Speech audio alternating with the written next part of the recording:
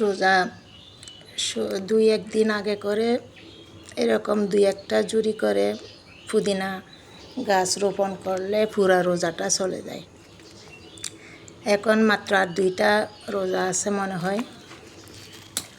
আলহামদুলিল্লাহ, প্রতিদিন সালাতের জন্য একটু একটু করে সোনা দিয়ে খাওয়ার জন্য সালাদ বানাই।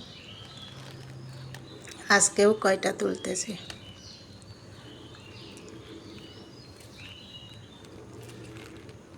এই পুদিনার সালাদ অনেক মজা যদি চানা বট দিয়া খেতে হয়।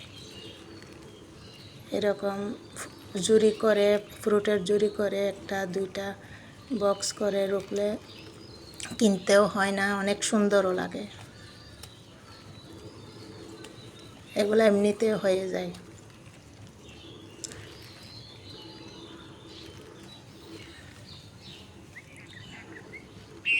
প্রতিদিন সন্ধ্যা হলে কয়েকটা নিয়ে তারপর করি।